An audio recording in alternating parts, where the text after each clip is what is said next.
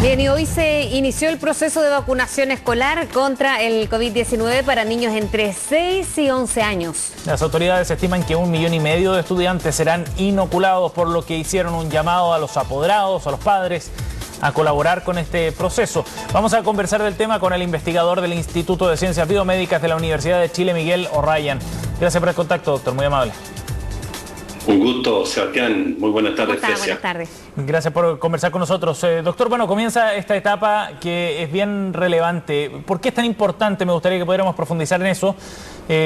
Vacunar precisamente a esta población, a pesar de que los casos registrados en los menores de edad y sobre todo los casos más graves son menores que en comparación a los adultos.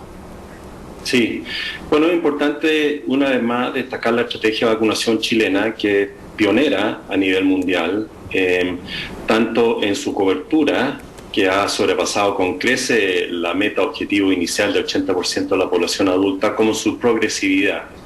En ese sentido, ha ido avanzando, ¿cierto?, la vacunación de quienes están a mayor riesgo de sufrir infección grave y de morir, los adultos mayores, fundamentalmente, después las personas, los adultos con comorbilidades, y ha ido avanzando en forma progresiva, con una muy buena receptividad de la población, y esto es muy importante, porque gracias a eso se ha pasado la meta de 80, llegando a más del 90% de la población adulta vacunada, y eso ha permitido entonces ir avanzando en una estrategia vacunal para ir controlando más la pandemia, controlando mejor el virus, avanzando a una población donde sabemos que el virus afortunadamente infecta menos y menos severo, que es la población pediátrica, pero que los infecta y lo puede infectar en forma severa. Sí.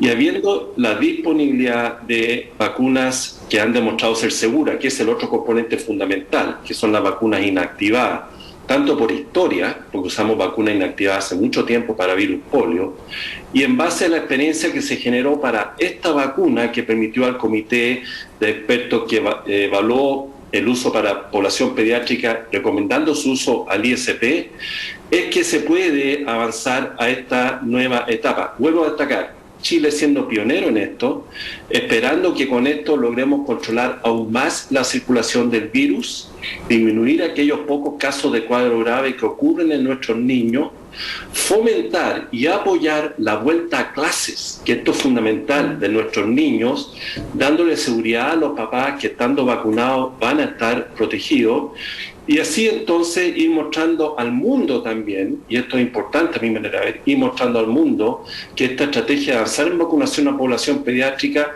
es una población que va a ser conveniente probablemente que sea adoptada por otros países en el orbe, no ahora que están tratando de cubrir sus adultos, sino que cuando logren cumplir eso, como lo ha hecho nuestro país en los meses que vienen más adelante. Sí, y respecto a este mismo proceso de vacunación rápido, de todas maneras, en este último año, doctor, ¿cómo puede o confluye con la variante Delta, por ejemplo, que, y según el último informe epidemiológico, es la que está circulando? Esto, de todas maneras, es una prueba también que se va poniendo a este proceso de inoculación.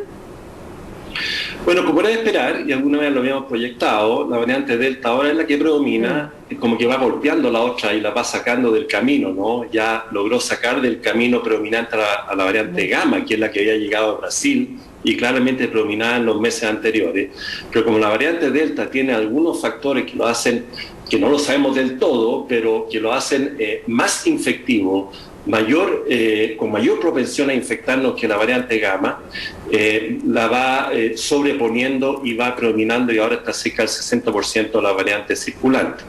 Siempre cuando hay estas variantes nuevas está la duda de cómo va a ser su comportamiento frente a la vacunación de la población, y en ese sentido los resultados son optimistas, porque tanto como se vio en Europa con la vacuna que están usando en Europa, que era fundamentalmente Pfizer, AstraZeneca, nosotros podemos ir mostrando en nuestro país que con CoronaVac, también con Pfizer, AstraZeneca, pero fundamentalmente con CoronaVac, si bien predomina, que era esperado, especialmente en no vacunados, no hemos tenido un incremento de casos graves, lo cual muestra que la vacuna está haciendo su protección contra cuadro grave, que era lo esperado, demostrando que la vacuna sigue siendo efectiva. Así que es una buena noticia, era lo que esperábamos, esta variante Delta no escapa inmunidad protectora con la vacuna Sinovac, que es la que tiene buena parte de nuestra población. Doctor, y respecto a la experiencia internacional, usted mencionaba al comienzo de la conversación que Chile es pionero en esta materia, en inocular a los menores de edad a nivel escolar. ¿Qué es lo que dice la evidencia respecto a las vacunas, a la seguridad, por ejemplo, a la efectividad que tienen? Se lo pregunto por el hecho de que Chile vaya a la cabeza precisamente en el proceso a nivel mundial. Claro, y ese era un punto muy importante, ya que el componente de avanzar con vacunación tiene dos caras muy relevantes: el cuán eficaz es la medida para ayudar realmente a disminuir el impacto, y tanto más importante es cuán segura es el uso de la vacuna. En la primera componente de eficacia efectiva no tenemos información, porque no hubo estudios de eficacia como si hubo en adultos para la vacuna, con más de 10.000 para Coronavac, cerca de 40.000 para Pfizer, mRNA y por ahí con AstraZeneca, que nos permitían determinar cuál era la eficacia esperada contra infección moderada, severa y muerte. Ese estudio se hizo para la población adulta. Ese estudio no se ha avanzado a ese nivel para la población pediátrica, lo cual no es inusual. Se hace una extrapolación de la protección de la población adulta, sugiriendo que no hay ninguna razón para pensar que no vaya a ser semejante a la población pediátrica. Lo que se hacen son estudios de inmunogenicidad, es decir, ver si la respuesta inmune es tan robusta en niños como en adultos. Se hace en ese sentido lo que se llama un puente. Ok, si la respuesta inmune en niños es tan buena como la adulta, y la verdad es que el niño parece que es más robusta, es más fuerte, uno supone que la eficacia va a ser parecida. Eso en cuanto a la eficacia.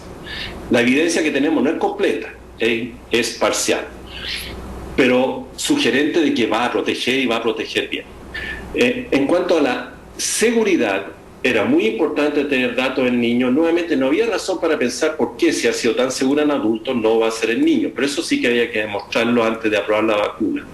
Y lo antecedente que tuvo el grupo que finalmente recomendó la vacuna en niños viene de un estudio de fase 2, bueno, eso es inmunogenicidad, pero unos 500, 600 niños que está publicado, y un reporte muy grande no publicado que viene de más de 40 millones de niños en China que han recibido la vacuna Coronavac entre 3 y 17 años, y que muestra que los efectos adversos son muy, muy bajos, menos del 0,1%, son, como esperamos, leves en su gran mayoría, y en general tiene que ver con fiebre, dolor o cuadros leves. Nada grave, de tal manera que eso le dio bastante confianza al grupo que evaluó esto. Yo no estaba dentro de ese grupo, pero gente que respeto mucho sí, que evaluó esos antecedentes y permitió entonces dar el pase a la vacuna para ser usado en población pediátrica, que eso sí la suscribieron de 6 años para arriba, que es básicamente la población escolar. Doctor, ¿cuál es su postura cuando hablamos de nuestro proceso de vacunación exitoso, rápido, cuando en el mundo es tan desigual? Porque en algún minuto se van a comenzar a abrir un poco más las fronteras, la población pediátrica, o se va a poder viajar con más libertad con los niños quizás, pero ¿cómo también se va viendo eso en un mundo muy, muy globalizado?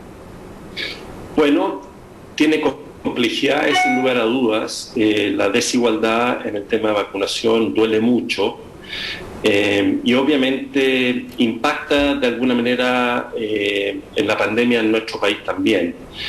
A uno le gustaría que lo que hemos logrado avanzar nosotros pudiera avanzarse bastante más también en otros países, especialmente en la vacunación adulta, que no se ha logrado todavía la meta de OMS, que es llegar a fin de año a un 40% de la población adulta vacunada. Se espera que con las donaciones que Estados Unidos ha prometido, de más de 1.000 millones de dosis, se pueda llegar a ese objetivo. De tal manera que el problema de equidad global es sin lugar a duda un tema muy, muy relevante, que esperemos que esta pandemia nos vaya dejando lecciones.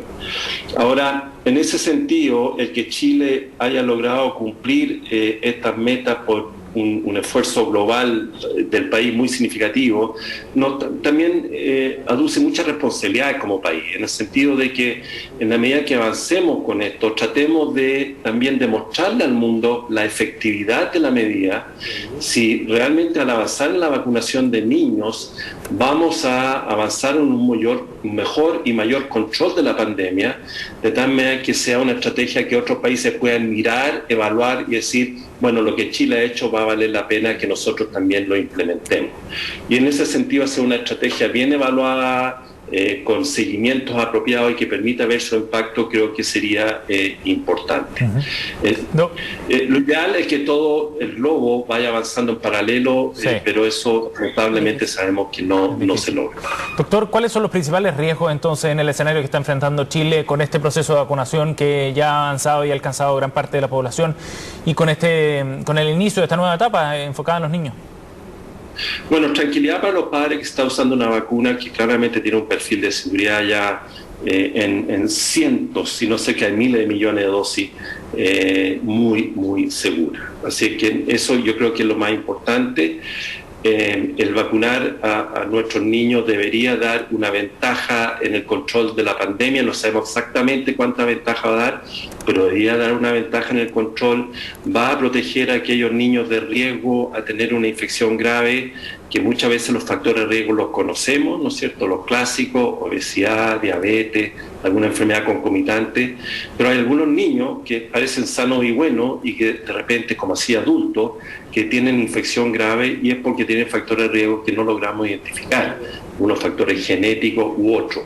Y ellos también van a estar siendo protegidos de mayor manera al ser vacunados. Así que ese es el llamado, es a sumarse, yo diría, a esta campaña de vacunación, que nos va a ayudar a todos y va a ayudar a avanzar en el mejor control de la pandemia, así poder seguir mostrándole al mundo que esta estrategia chilena va teniendo un efecto marcadamente positivo. Seguir observando la evolución de la pandemia en el tiempo y, muy importante, seguir cuidándose porque todavía esta pandemia no está controlada, todavía nos quedan buena parte del segundo semestre, quizá algo del otro año, esperemos que el otro año vayamos saliendo ya, pero eso requiere todavía de que mantengamos cuidado, de no soltarnos las trenzas, entre comillas, con el dejar el uso de la mascarilla o ir a reuniones masivas sin los cuidados de que estén ojalá todos vacunados y de evitar las aglomeraciones excesivas para evitar transmisiones puntuales. Exacto, doctor. Muchísimas gracias por hablar con nosotros. Que tenga buena tarde. Chao, doctor, que esté muy bien.